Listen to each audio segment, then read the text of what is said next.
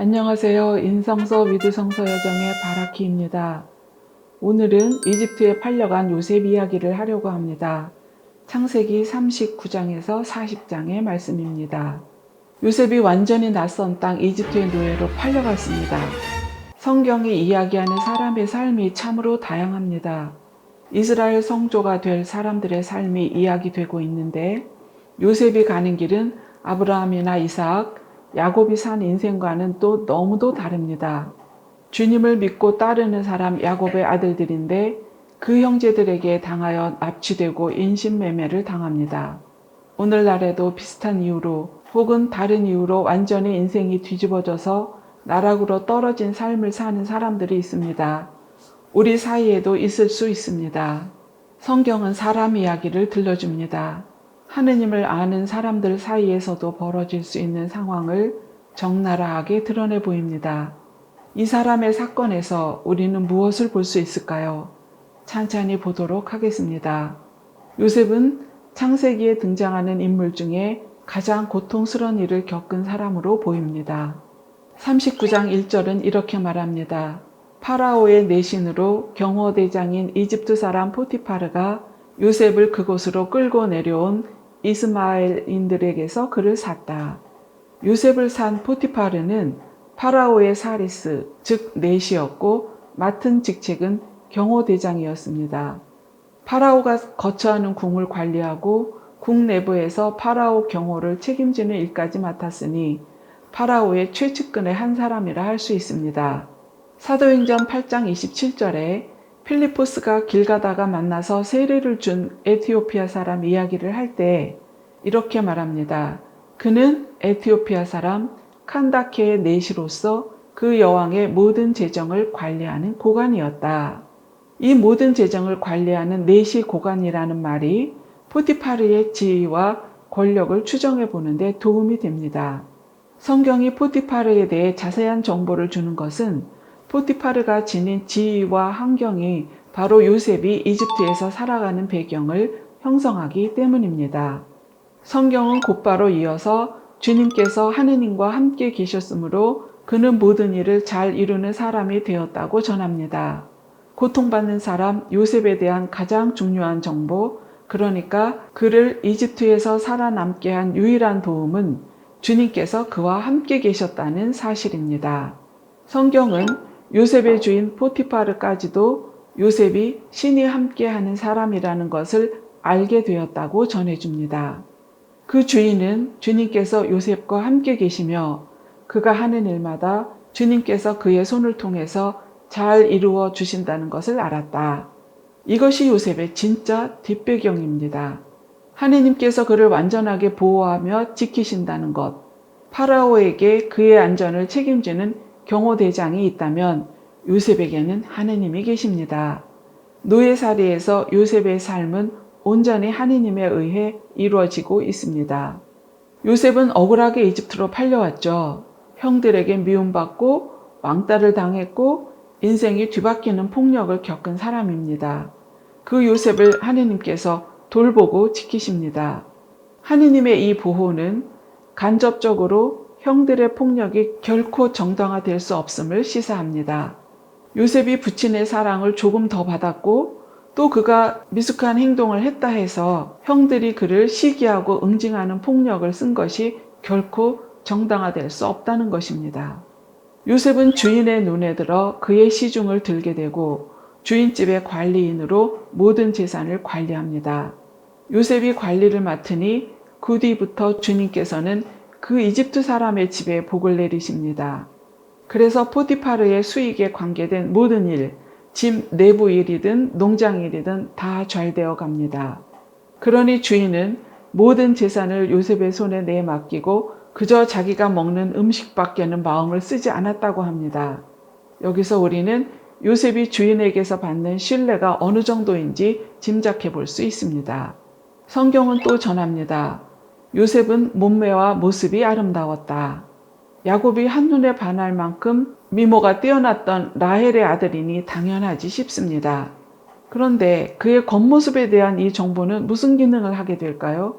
네, 주인의 아내가 요셉에게 눈길을 보내며 요셉을 유혹하고 성추행을 하게 됩니다. 노예의 신분이고 타양이긴 하지만 요셉이 그래도 이제 숨쉬고 살아갈 자리를 잡아가고 있는데 그에게 다시 시련이 닥칠 것 같습니다. 요셉은 저항하며 주인의 아내에게 말합니다. 여러 번에 걸쳐 숱하게 저항하며 했던 말의 내용은 이렇습니다.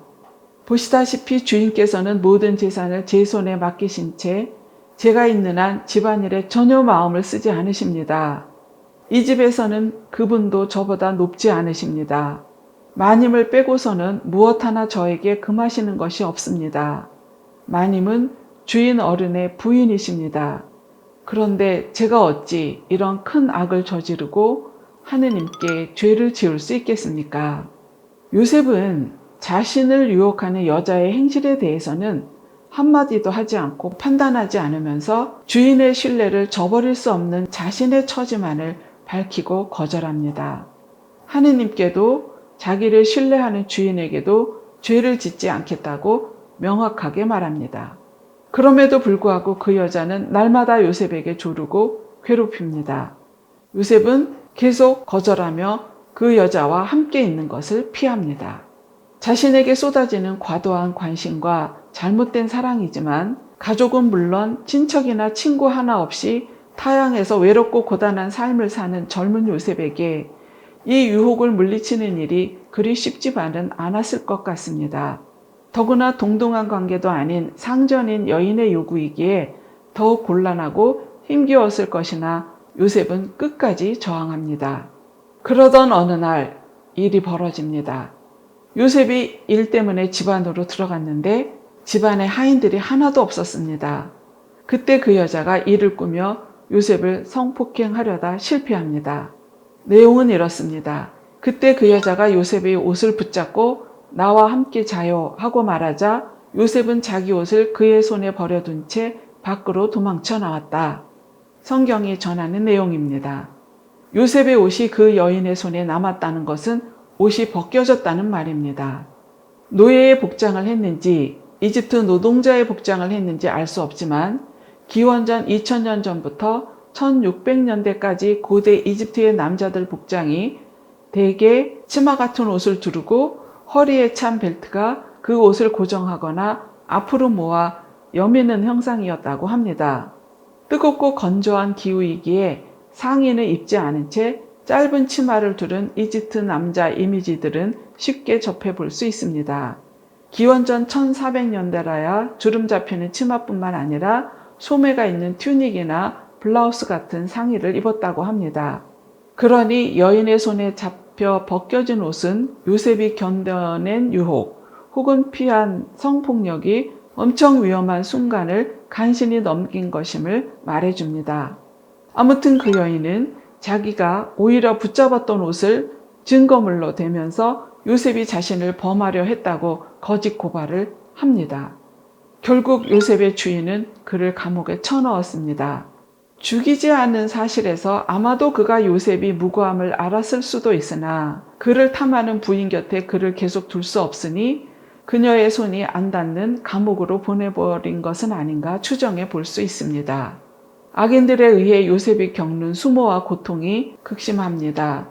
포티파르는 임금의 죄수들을 가두는 곳에 요셉을 넣었고 요셉은 이제 감옥에서 살게 됩니다. 성경이 약자가 겪는 삶 이야기를 하고 있습니다. 항변을 한다거나 자신의 무죄를 증명하지 못하면서 당할 수밖에 없는 불의를 성경의 사람 요셉을 통해 들려줍니다. 요셉의 삶은 더 나락으로 떨어졌으나 감옥에서도 그의 일은 잘 풀려나갑니다. 주님의 손이 계속 그를 지키십니다. 주님께서는 요셉과 함께 계시면서 그에게 자애를 베푸시어 전옥의 눈에 들게 해주십니다. 전옥이란 교도소장을 말합니다. 그는 감옥에 있는 모든 죄수를 요셉의 손에 맡기고 그곳에서 하는 모든 일을 요셉이 처리하게 하였습니다. 그는 요셉에게 맡긴 것에 대해서는 아무런 간섭도 하지 않았다는데 주님께서 요셉과 함께 계셨으며 그가 하는 일마다 주님께서 잘 이루어 주셨기 때문입니다. 그러니까 감옥에서나마 약간의 자유를 누리면서 재량껏 일을 할 수 있었다는 이야기입니다. 이런 일이 있은 지 얼마 뒤 임금의 죄수들이 들어오는 곳이라더니 과연 파라오의 헌작 시종과 제빵 시종이 그들의 주군에게 잘못을 저질러 경호대장의 감옥에 들어오게 되었습니다. 그들은 얼마 동안 갇혀 있었는데 경호대장은 요셉을 시켜서 시중 들게 하였다고 합니다. 전옥이 아니라 경호대장이 요셉을 지목하여 그들의 시중을 들게 한 것을 보면 포티파르는 그의 시중을 들던 요셉의 손질을 알고 있고 그가 무고하게 들어간 것도 조금은 짐작을 하기에 그들의 시중을 들게 했을 것 같습니다. 이야기의 흐름상 이런 방식으로 요셉은 파라오에게 점점 다가가게 되는 것 같습니다. 현실적으로 한 이방인 노예가 이집트의 임금인 파라오를 만나게 되는 일은 하늘의 별 따기보다 더 요원한 일이라고 여겨지는데 요셉이 아래로 내려가면서 그 길로 가는 것 같습니다. 그러던 중에 감옥에 들어온 파라오의 측근 헌작 시종장, 제빵 시종장이 꿈을 꾸고 그 꿈 때문에 어지러운 마음으로 있을 때 요셉이 그들의 꿈을 풀이해 주는 일이 생깁니다. 꿈을 풀이한 지 사흘째 되는 날이 파라오의 생일날이었습니다. 파라오는 신하들에게 잔치를 베풀고 헌작 시종장은 복귀가 되었고 제빵 시종장은 사형을 당하였는데 요셉이 해준 꿈풀이 그대로 된 것입니다. 꿈을 풀이해주며 요셉은 그들에게 청했었습니다. 나리가 잘 되면 저를 기억해 주시기 바랍니다. 저에게 은혜를 베푸셔서 파라오께 저의 사정을 아뢰시어 저를 이 집에서 풀려나게 해주시기를 빕니다. 사실 저는 히브리인들의 땅에서 붙들려 왔습니다. 그리고 여기서도 저는 이런 구덩이에 들어올 일은 아무것도 한 적이 없습니다. 하고 말입니다. 요셉은 자기 사정을 파라오에게 알려서 자신을 이 집에서 이 구덩이에서 풀려나게 해달라고 청하는 것입니다. 그러니까 이 구덩이, 이 감옥에 들어올 일은 하지도 않았고 히브리인들의 땅에서 붙들려 온 것이니 이 집에서 풀려나게 해달라고 하는 것입니다. 자신을 기억하고 자신에게 헤세드를 베풀어 이 집에서 풀려나게 해달라고 합니다. 여기서 헤세드는 은혜라고 번역되었습니다. 자유인으로 풀어주기만 하면 요셉은 풀려나 고향으로 아버지 집으로 갈 수 있을 것이라고 생각하는 것입니다. 이집트에서 하느님께서 돌봐주시어 모든 일이 잘 되어가고 있었다는 이야기에 우리는 그의 고통을 잠시 잊고 그의 고통에서 눈을 돌리고 있었습니다만 요셉은 여전히 고통 중에 살고 있는 것입니다. 그렇지만 본래 자리로 복귀된 헌작 시종장은 요셉을 기억하지 않았습니다. 그를 잊어버린 것입니다. 옥중에 있을 때 그의 꿈풀이가 위안을 주었겠으나 복귀하고 나서는 꿈풀이 해준 것 좀 대단치 않은 일이라 여겼겠지요. 옥살이와 함께 요셉도 잊었습니다. 그로부터 2년 뒤 파라오가 꿈을 꾸었습니다. 그가 나일 강가에 서 있는데 잘생기고 살진 암소 7마리가 나일강에서 올라와 갈대밭에서 풀을 뜯었다. 그런데 그 뒤를 이어 다른 못생기고 야윈 암소 7마리가 나일강에서 올라와 강가에 있는 그 암소들 곁으로 가서 섰다. 그러고는 이 못생기고 야윈 암소들이 잘생기고 살진 그 7 암소를 잡아먹는 것이었다. 파라오는 잠에서 깨어났다. 파라오는 놀랐습니다. 이집트인들에게 소는 단순한 짐승이 아니라 신의 상징입니다. 이집트가 숭배하는 하토르는 오시리스와 이시스의 아들인 호루스의 부인인데 암소 머리를 하고 있습니다. 암소가 거룩한 숫자인 7을 채우고 나타난 것도 기이한데 초식동물인 소가 못생기고 야윈 암소들이 잘생기고 살진 암소를 잡아먹다니 기이한 것 투성이입니다. 게다가 이집트의 부와 풍요의 원천인 나일강에서 일어난 일입니다. 이 꿈은 무엇을 말하는 것일까요?